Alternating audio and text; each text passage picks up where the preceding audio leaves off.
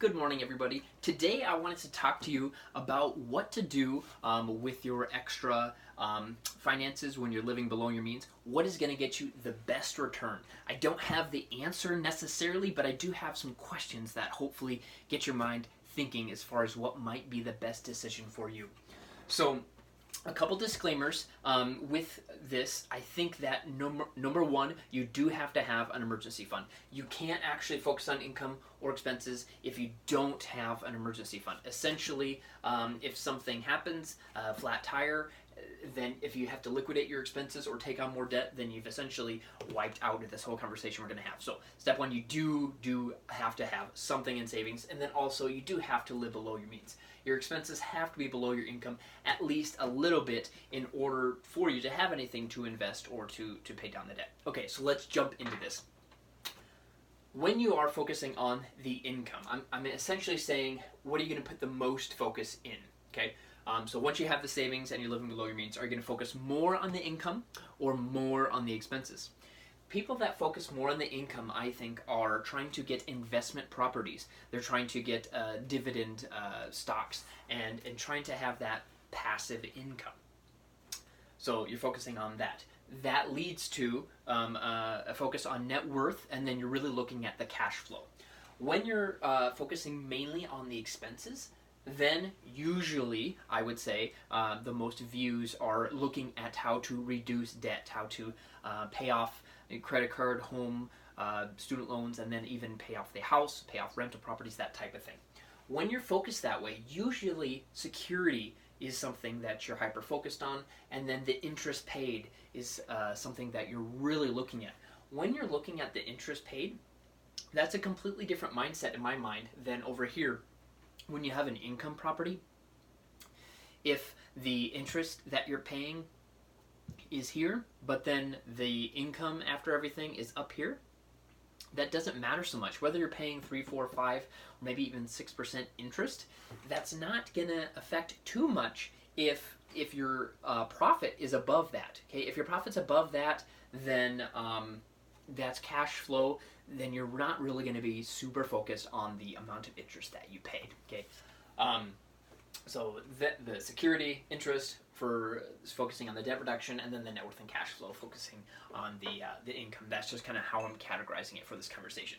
Now, a lot of you guys do know that my wife and I, when we got out of college, we did have about $66,000, mostly student loans and a little bit of car. Roughly, that was about $700 a month, which is kind of like 5.5% interest rate on average. Some of them were actually quite a bit higher. And then I think it was amortized for 10, but I want to say it might have been 15, and the interest rate might have been higher. So that's just to kind of give you a little bit to think about. We paid that off in about 2 years. It took us a little bit longer than that from when we actually really kicked that into gear. But about 2 years, we paid off this $66,000. All right. It was kind of fun at the end just to not be able to have any student loans, and it was really cool just to be debt free and stuff. However, since then I've gotten really into the game of real estate and focused more on the income now that most of our debt was gone. Now, I don't regret it at all. But one thing that I'm thinking about now is, as I take a peek at some of these books that are the debt reduction strategies and all that type of stuff, saying, look how much interest you're going to be paying, if you don't pay this off, yada yada. I'm like, well, I think we should actually look at the other side of the conversation too, because what I did over here is the reason I paid off the $66,000 is I didn't want the $700 a month payment. And of that, I was saving roughly $300 a month of interest once I paid it off. Okay, so to avoid paying $300 in interest, of which was another $400 principal, so a total of $700 roughly, I paid $66,000 in about 2 years.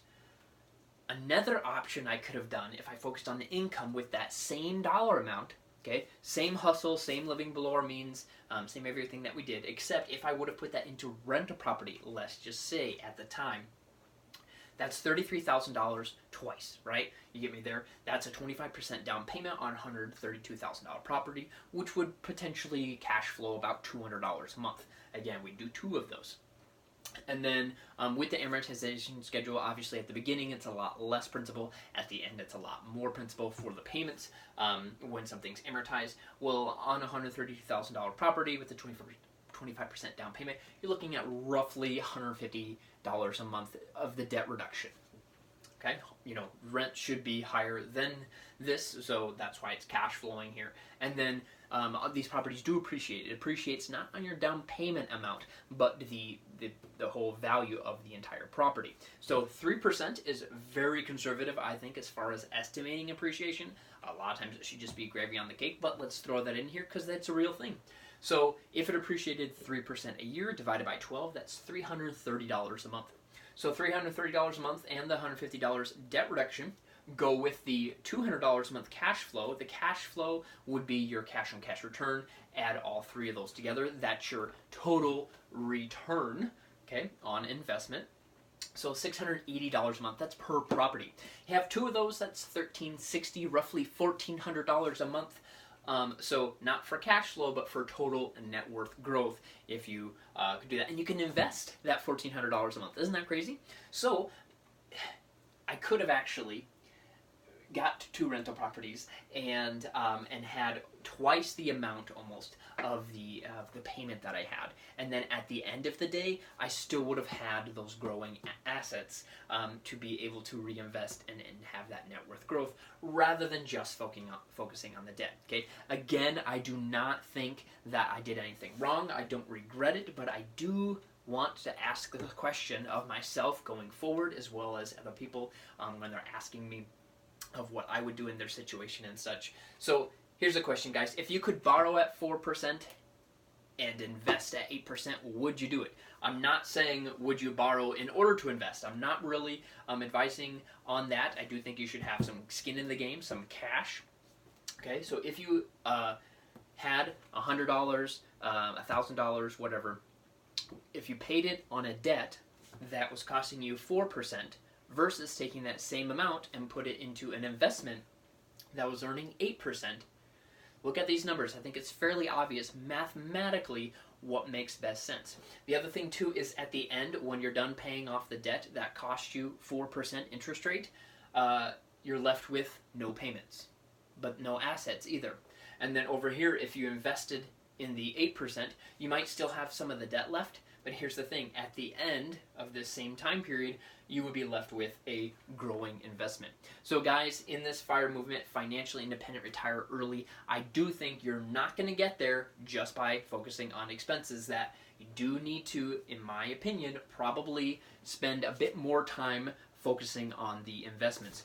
Because if you got your expenses down to $500 a month, let's say, I don't think that is sustainable, especially as you're getting older, trying to retire. Don't you want to give to cool charities and be generous and go on vacations? And guess what? As we get older, we're going to have more health costs. That's going to push our expenses up. So you're not going to become financially independent and be able to retire early if all you're doing is focusing on the expenses.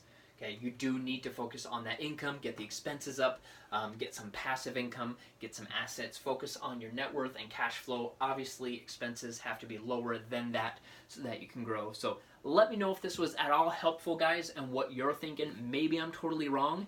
Maybe I'm onto something here. Let me know. Like the video. Comment below if you're in the area. Let's meet up in the Sioux Falls, South Dakota area. Let's meet up for a drink and talk about this as far as where you're at. If not, if you're just on YouTube or Facebook, something like that, LinkedIn, go ahead and give me a shout. Maybe we'll jump on a call and discuss this more. So looking forward to hearing from you guys. You have a good one.